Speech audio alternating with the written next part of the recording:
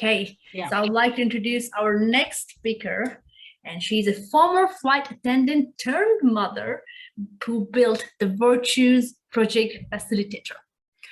Passionate about building character in children because she feels that character is a foundation of every person, like a foundation of every house. So as a lifelong learner, she's challenging herself to bring the strategies of the Virtue Project to more schools and homes because the virtues have helped her become a confident person and a parent. Helped her, through a few life-changing experiences and overcome a struggling relationship with her daughter. So today she's going to present her session entitled Virtues-Based Communication to Bring Out the Best in Each Other. And her session will speak the language of virtues to acknowledge, thank, guide, and correct so that we guide our children to develop their inner qualities and bring out the best in each other. So I'd like you to share your screen for us, Gladys, and all the very best. Thank you. Hi, everyone. Thank you for having me. Thank you for giving me this opportunity to be here and sharing your afternoon, maybe, or evening with me. It's early evening for me in Malaysia. So thank you for the nice introduction, Anusha. Yes, so let me go straight into it. Now that you know a little bit about myself, so I'm the virtues. I learned about the Virtues Project in 2007 to help me become a good mother. We know that children don't come with manuals, right? So it was, wow, what do I do with this life? How do I raise this person to be a good person? So I attended the 5 strategies of the Virtues Project. But I got more out of it. I became a more confident person because virtues has always been in my, since 2007. I always make decisions with the virtues. So eventually I become more confident, although I still get things wrong. There's still disagreement and arguments in my home.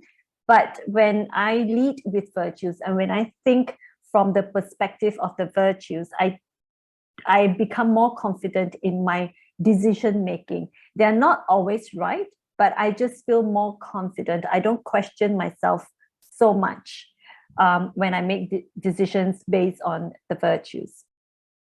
So now, my goal in doing this work that I do is to bring virtues to more homes and schools, like Anusha mentioned.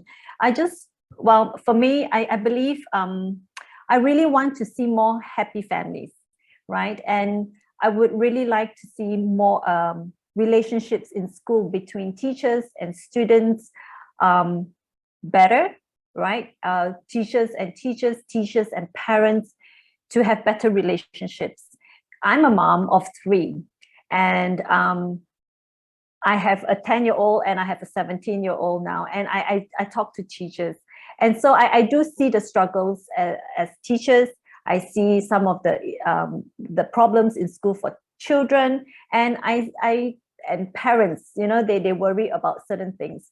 But as a mom, I feel that I have the responsibility to educate my child. I'm the first educator of the child. So I think all parents should take the responsibility to also help develop characteristics in our children. So, and yes, also to see, hopefully in my work, we build a better, a kinder world, right? And we do this by developing virtues within our children. So the Virtues Project was founded in 1991 by these 3 individuals, okay? And at that time, they already saw children being unhappy. Parents were more educated, earned more money, but children were still unhappy. So they decided to study the world's sacred texts, and they found something similar in all the holy books, and they are the virtues. And then they created the 5 strategies, infused the virtues in it, and then they created the Virtues Project. The Virtues Project was designed to support parents And then it found its way to schools and organizations and communities. Virtues, the 5 strategies are taught by facilitators like me and master facilitators around the world. And that's the website. You can find out more information and read more about it. Now, there are the 5 strategies. It's a 5 evening. It's a high 5 evening. So there are the 5 strategies. I will be speaking on the speak the language of the virtues tonight. Then there's recognize teachable moments. It is every day there are many opportunities for teachable moments. And how do we use these opportunities to encourage, to build characteristics in our children? Set clear boundaries. It is setting virtues-based boundaries to protect ourselves, to protect our dignity, and really to also develop characteristics in our children. Honoring the spirit is about infusing virtues into our celebrations, into arts, maybe into our activities. Offer companioning is something this strategy is the strategy that helped me improve my relationship with my daughter. It is about listening with compassion and detachment. And I have had, we have facilitators who are counselors, and I've spoken to them and they say they use this strategy every day at work. So it is a counseling-like tool in these 7 steps.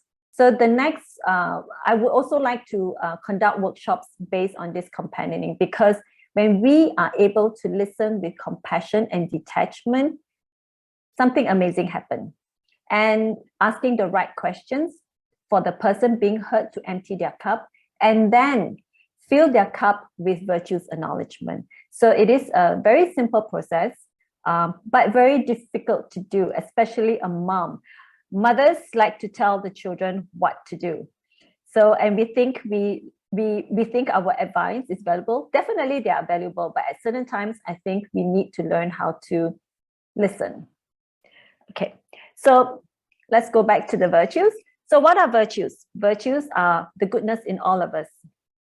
We were all born with virtues. Children were born with virtues. They already have all these qualities in them, and we too. We just need some strategies to help us pull these characteristics, these inner qualities within us, right? So why virtues? Because virtues are accepted in all cultures and communities, no matter where you were born, no matter where you come from, which school you attended, where you work, what race, what religion you belong to. Every community appreciate courtesy, caring, cooperation, respect, self-discipline. Virtues are accepted in all cultures and communities. Virtues are also the best tools for developing social skills, because one need to learn, one need to be a loyal friend, to be a caring and loyal friend, to be kind and respectful to people and things. One needs to be truthful in order to gain trust, to be trustworthy themselves, to have integrity in the work they do. Yeah. And yes, virtues do help us to go through difficult situations.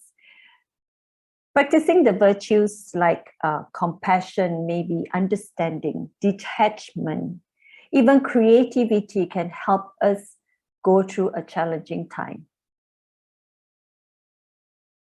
So my goal today is to bring your attention or bring your awareness towards the virtues. Because when we see through the lens of virtues, we see the goodness in others, in ourselves as well. And that's important, part of self-care. And we see the goodness in others. We see goodness in situations.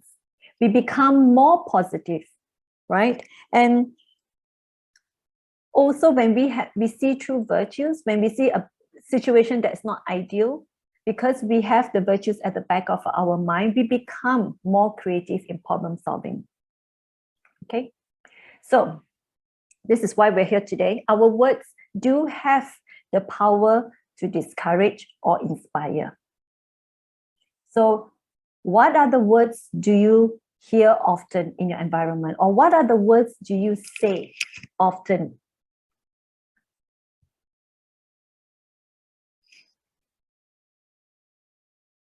Are these the words? Then these behaviors follow.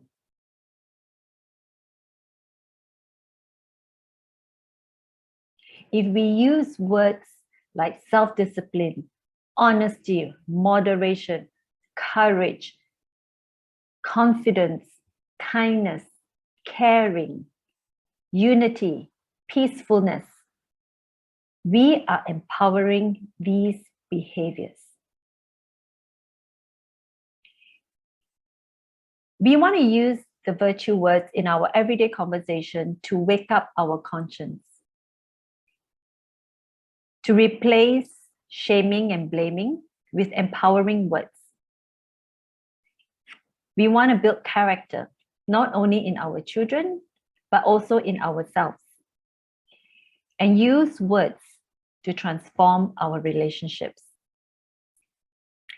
Okay, I would like, if possible, maybe put in the chat. So when the child has done well or somebody else have done well, how do you acknowledge the person or the child? What do you say to the child after they have done well?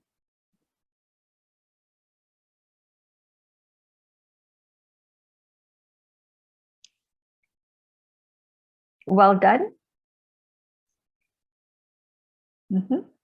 Good job. Good job. And then a high five. Excellent. I appreciate your work. Very good.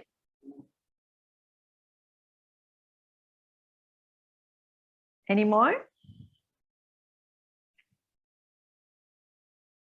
Good on you. I'm proud of you. Keep up the good work. Awesome. Yes. Other students will clap for that particular student in class. Yes. Excellent.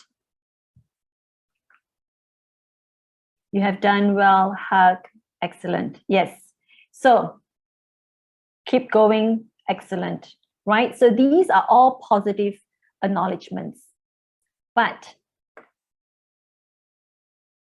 they are positive, but they don't tell the child how they have done well. Here, we want to be really specific. Okay? So now I'm going to show you how to use the language of virtues to acknowledge and thank. Okay? There are three parts. The opening, the virtue, and the action. So I may say, I see your kindness when you helped Alex with her bag just now. Okay? Or that took a lot of courage to perform on stage. Well done. Good job. It was generous of you to offer your lunch. You've been waiting patiently for your turn. Keep up the good work. You showed courtesy in the way you spoke to Dad just now. Well done, right? Lately, I noticed your diligence in submitting your homework. I noticed your reliability in submitting your homework on time. I noticed your responsibility. I admire your tolerance. I heard your idealism. I felt your honesty. Thank you for your reliability. And then add on the action that they showed. So here, it's very specific. We are telling the child, you have these qualities. We are naming the behavior and then the action. So we are telling the child, it's very specific, and we are telling the child, I appreciate your trust. Yeah. So we are very specific here, telling the child that they they have these behaviors within them already. All right, we're waking up their conscience. You have these behaviors already, and you can choose to use these behaviors again and again in the future. So we are telling indirectly the child that you have these inner qualities already. You have these gems. Okay. And just let the acknowledgement stand. Now, as adults, we like to sometimes tell the child, I saw your kindness when you helped Alex with the bag just now, but maybe next time you might want to this or that, right? Let's not go there. Let's just let the acknowledgement stand for that moment, okay? For me, I'm sure all of us have heard positive reinforcement in parenting or in acknowledging others. So for me, this is positive reinforcement. I'm telling the positive behavior to the child that they have these positive behaviors, and they are reinforcing the behavior with the action. And I'm naming it, telling them that they have these qualities. Okay. I would like to show a video. Sorry, let me stop share. I don't know if I selected the audio. Just give me a moment, please.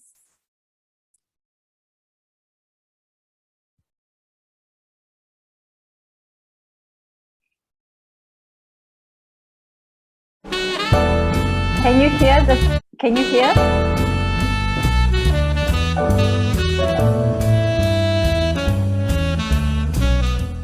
I wouldn't be sitting here right now if it weren't for the Virtues Project, and I truly have had the most incredible year of teaching that I've had in my 16 years. And one of the things that is just so amazing to me is just that the students really do possess these virtues, and as teachers, all we have to do is acknowledge that within them. And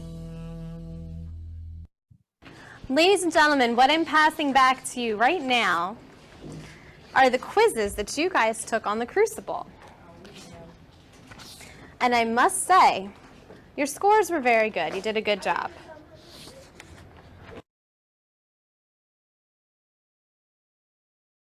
Class, the last 2 weeks we've spent reading the Crucible. And looking over these quiz grades, I really just want to acknowledge the purposefulness that you guys have been showing in class. You've been volunteering, you've been doing all of your homework, you've been helping each other out with some things that maybe other students are having trouble with. And that really showed on these quiz grades. You guys did an excellent job. Josh, really admire your diligence in catching up with all the reading. You did a great job on that test.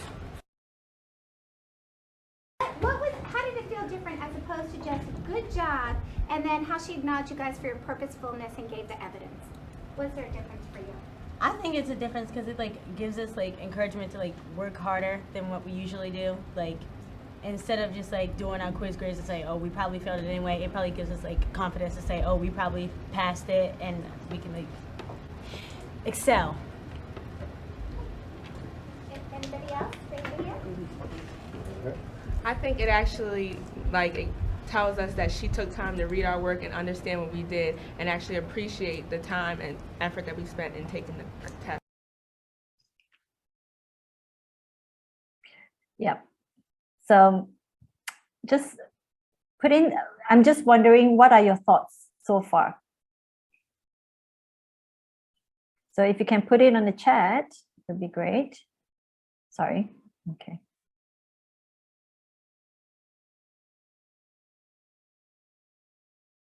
Any thoughts so far?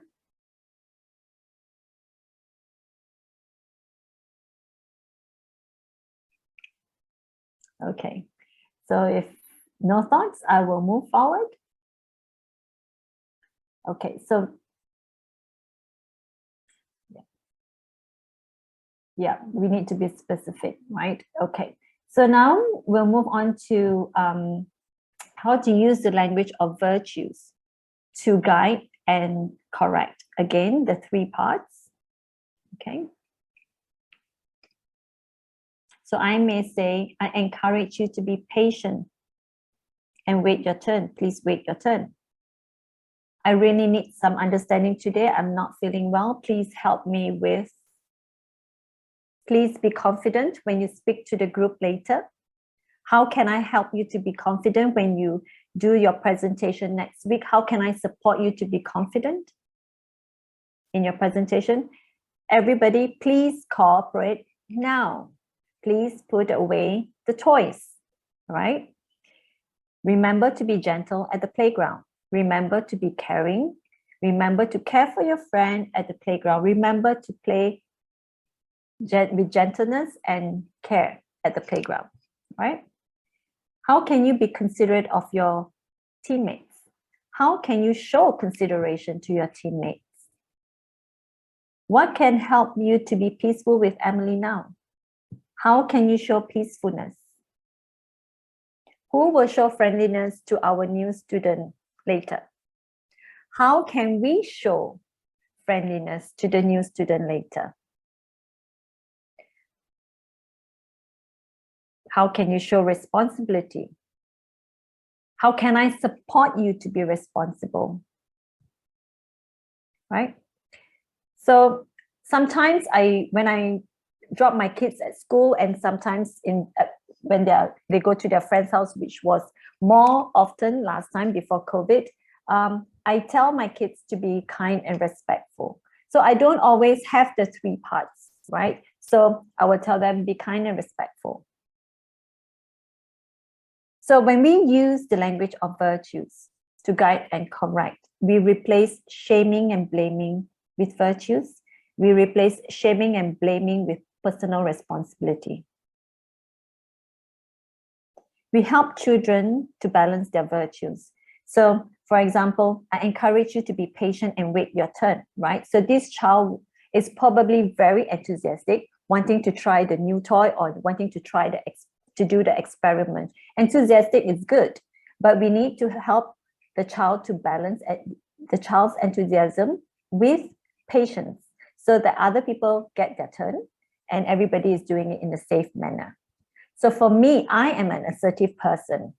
And if I'm not careful, if I don't balance my assertiveness with tact or with courtesy, with consideration and thoughtfulness, I will come across as plain rude, insensitive, inconsiderate, right? So it is a balancing act. All virtues are good, but we do need to balance them. So when we use the language of virtues to guide and correct, we are able to help the children balance the virtues. We are also telling the child how we expect them to behave. So when I say, who will show friendliness to the new student later, I am guiding them to be friendly, right? So in this manner, we are telling the child the expectation of the behavior as well. Yeah, so when we ask virtues-based questions, we are guiding the child to be lifelong learners, because when we ask, who will show friendliness to the new student later, you will be amazed with the answers they come up with. And there, we ask these questions many times enough, they will ask themselves the questions. But be mindful that the kids will use the virtues back at you, because my 10-year-old has been using the virtues back at me. Mommy, you can be flexible too, right? But he's also very adorable. He will say, Mommy, thank you for being so thoughtful, buying my favorite food and all of that. And it's really nice when you hear children using the words back at you. And we will have conversations like, I don't have help at home, so sometimes I want to go out for dinner. He will be left with my teenager daughter. And so I said, I'm not sure if I want to go for dinner because it's school night. You have to get to bed by a certain time. And he would say, Mommy, trust me. And I'm like, okay, do you know what you need to do? Yes. So I said, okay, I trust that you will be independent and responsible. He did what he did. And the next day I will acknowledge him for his responsibility and being independent. Right? So it is very specific, and it's so easy to have conversation with children when we have these words. We don't need to nag, or we don't need to say too much. It's very specific, very clear. Okay, just one more video, short one. What's been the best thing, do you think, about the virtues for you? What do you think? Well, maybe it's like it helps me become a better person because before, when I really didn't know about the virtues concept, I was like sometimes bullying kids around, some little kids, and everybody, and I wasn't like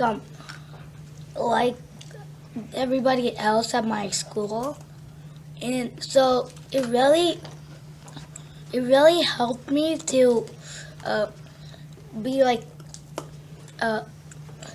understanding and because I was different, really made me feel bad sometimes. But then I realized it was good to be different. What was the best thing about that then? Well, then first I was like kind of jealous, and so then I tried to use my virtues, so I could be like so I didn't really care even before I used my virtues. I was like really worried that I wasn't like the same people at my school. So it really helped me understand that it's okay to be different. The thing I like best about virtues is it helps you find good inner qualities about others because it really brings out what you see in them, not what they look like or what they do. It really helps you notice all the good things they do, not the bad things. So I think that it really helps you see the good in people, not the bad. That's really important, isn't it? Yeah, for the other person and you. Best thing for me about the virtues program would probably be, well, I like it all, but consistently everybody talking about the virtues program. If it was just up on the board over there, I wouldn't really have a deep understanding of each virtue. Now I feel that somehow everybody can show that virtue, or it's not impossible to show that virtue. Like, everybody has it inside of them. It's not just up on the board. Yeah, so it is very important to have conversations about the virtues, what they look like, what they sound like, what would you do if you were practicing certain virtues. So it's just not up on the board. It's just not something you see on a poster. Yeah. Okay. So I'm actually done with my almost done. So what's next? Okay, so yes, print out the virtues list. I will be posting the virtues list on the chat. If not, Anusha can help me email it out, or yeah. So when I first started, but you see the list, the virtue, the words are not new words. We don't need to learn these words. We already know what they are. We just don't use them regularly in our conversation. So what I did was I printed it, all of a few, I put it everywhere, and to remind myself, to familiarize myself, to remind myself to use the words.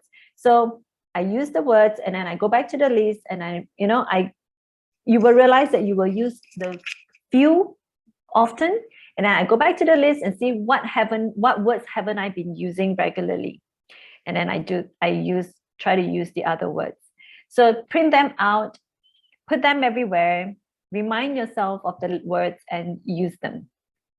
Right? Yeah. So, and start seeing, when you are familiar with these words, you tend to see through the lens of virtues. And that's what the goal is today, hopefully.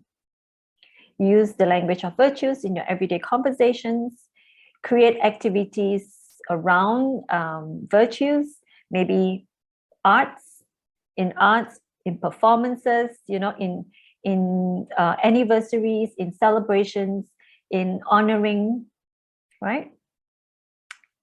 Yes, and do get in touch with me if you think we can bring the virtues and the strategies to your community. Get in touch with me or connect with me on LinkedIn. Okay, so I have this, I have designated my Tuesday evenings to conduct this. I haven't marked it, so but it's there. Speak the language of virtues for parents is similar to what you saw today, but with a little bit more information, because I will have a little bit more time. And it's only $20 Singapore dollars. But if you think we can bring this to your community, let me know what other timings might be available to you that's convenient to you. I have a Facebook page, which I started recently, that I created it recently. I haven't been posting. I don't have maybe 2 or 3 people who liked it or follow it. So I will be posting it more regularly soon. That's another way we can keep in touch, maybe. Yeah. So that's all from me. Thank you for your patience and your openness in listening to this. I'm going to have a quick look at the chat to see what's happening. Thank you, Gladys. Please, if anybody has any questions for Gladys, please do unmute yourself, raise your hand, and please speak out. Yes, please do. Alexander, you had some few thoughts you could share?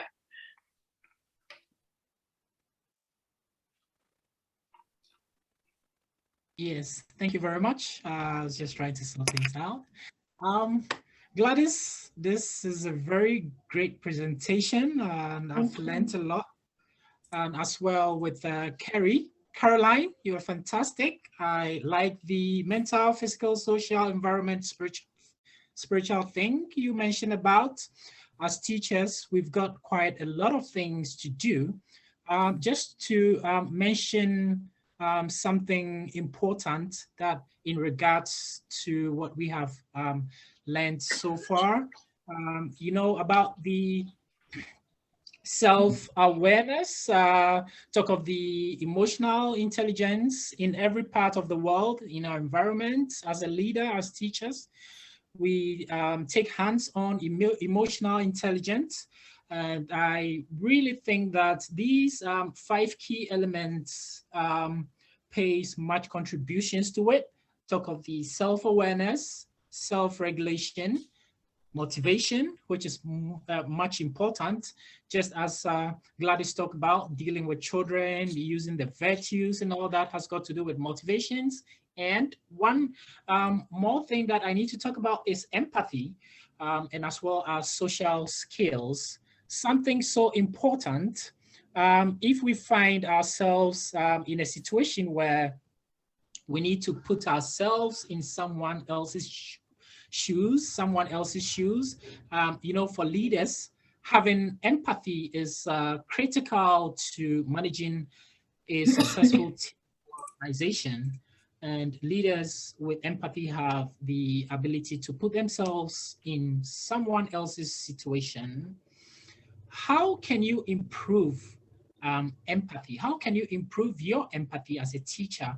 And this question I would like to ask Caroline to answer that, if that would be possible, because it tends to conflict my mind that sometimes as a teacher, you may have this sort of excessive empathy that you may put yourself in someone else's shoe. It could be a teacher, it could be a student, and in turn, that can turn out wrongly, or people may see that wrongly, or it may even have effects going against the regulations of the said institution.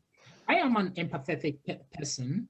I must say, sometimes I feel I can put myself in the shoes of my students, my children, and it can go far to the extent that I can actually not sort of detain a child, but try to get that child who is in trouble or who is going through some pains or some problems, just keep that child with me for a while, have this sort of conversation, this sort of counseling that I pose mostly on such children.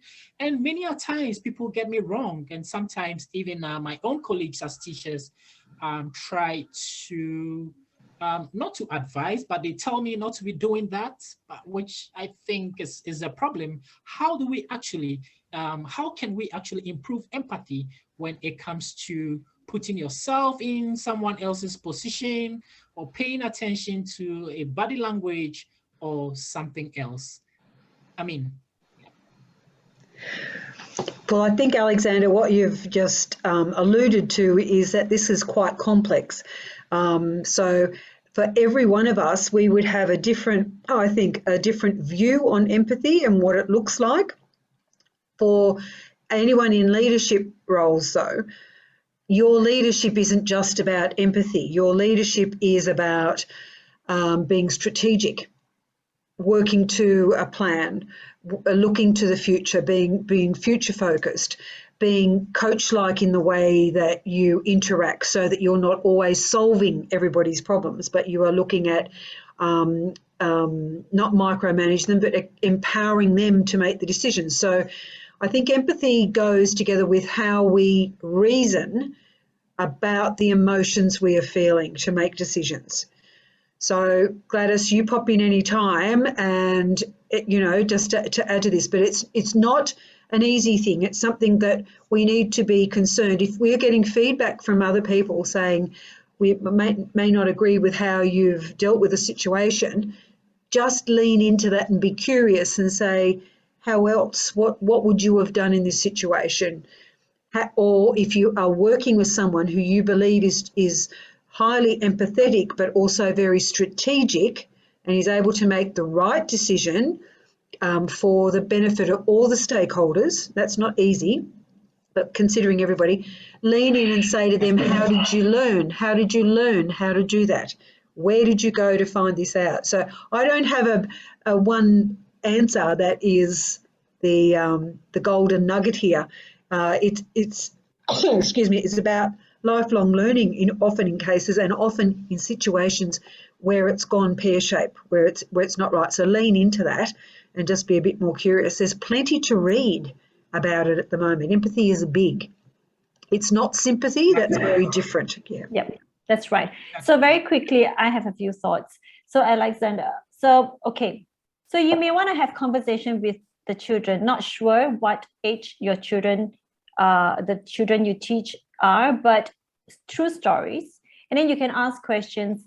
When was the last time somebody showed you empathy? What does empathy look like? What would you say if you're empathetic? So have conversations around being about empathy. Also, like just now I said, we need a balance, right? Too much empathy gets us nowhere. So I'm curious, what do you think you might be which virtue might help you to balance empathy?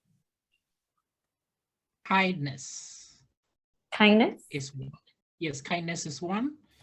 And to balance up your empathy. So maybe your empathy is quite heavy. To balance the scale, what can help you balance so that you don't have too much empathy, and then you are, right? It's not good to have too much empathy. You lose sight of things. You may lose sight of things, maybe, right? So what virtue can help you not have too much empathy? I think it's self-discipline. Maybe, yes, maybe. Only you would know, depending on the situation you're in. Yep. There's no one virtue that will balance this virtue or that virtue. So only you would know, because you're in the situation, your environment's different than everyone else's. So only you would know what virtue you need to help you balance the empathy. So it could be self-discipline, maybe detachment, I'm not sure. Right? So yeah, so that's one. And the other one is if you are companioning a child and to show empathy, this step is actually a very important, this companioning is actually a very important skill to have, because if you can ask the right questions, the person can empty their cup, okay? And then if you ask the right questions, you ask virtues-based questions, they will come up with their own solution. We don't need to give them solution. Most of the time, people don't need solution. They already know the solution. They just want to be heard. Right. Yeah. Let's look at this scenario. I just want to share a story, something that I have experienced over here, and I need your ideas on that. So this is something just happened not too long ago. When I was a teacher last year in year 5, I teach age group between 8 years old to 11 years old. So last year, 5th grade, I was teaching 5th grade as a class teacher. And there was this child who was in my class and have graduated to class 6. So currently the child is in class 6. And then when they were just about to start their Cambridge, we do the Cambridge curriculum. So when they were about to just start with their Cambridge exams, which is a check,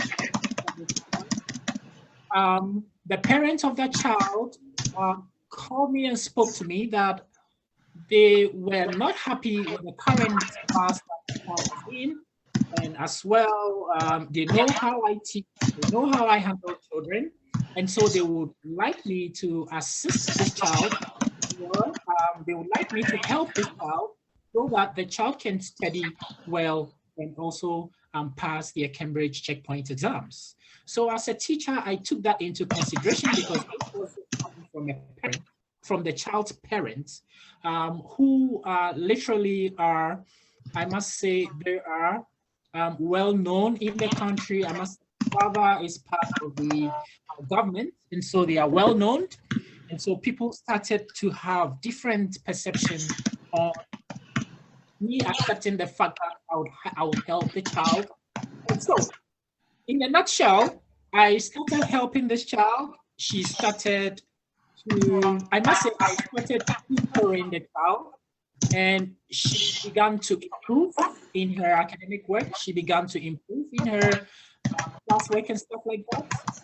But the class teacher of the child didn't like it, and so she reported that I have been tutoring her student and that she doesn't know anything about that, and that the administration should take me up on that because it is not allowed to do that. But this is something that I took it up upon me, talk of the empathy that I was just saying. The child who was in my class, and I know what she can do, but this is a situation where she's gone to an upper class where she's not performing, and then the parents have sought for my assistance, where I don't even have any negotiations, or haven't even spoken of anything about taking money in place of that, or charging them in place of that. But this is something that I took it up upon me to help the child, because in future she can become somebody. But in the end, I was in trouble with the teacher. The teacher reported me to the administration, and I was suspended. And that is crazy, because as teachers, we take it upon us to become people who make children be the best that they can be. And that's it. Thank you. Okay, so Alex,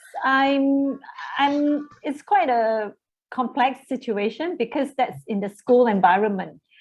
So I think I don't think I am in the position to comment so much, because I think that probably will have to involve the person in charge in school, or to, yeah. So, okay, Carrie has to go. Thanks for your time, Carrie. Take care. Yeah. You too. Thank Bye, you, Gary. everybody. Thank you, Gary. Bye-bye. Bye. Yeah. So, yeah, so I'm not too sure. I don't think I have, I'm in a position to, yeah, but I do sense your care for your students, and your sense of service to the people you work with and care for. So, but in this kind of situation, I don't think I'm in the position to comment so much on, yeah. Yeah. So, but that, sorry, I also wanted to just bring up one point. Just now, Anita asked about how do we, try to be positive when we are in a very negative situation, right? So I wanted to point out that's the reason why I want to encourage that we see people through the lens of virtues. And to transform negativity, we have to start speaking the language of virtues. We have to start using more positive words. So it's very difficult, but it has to start from us.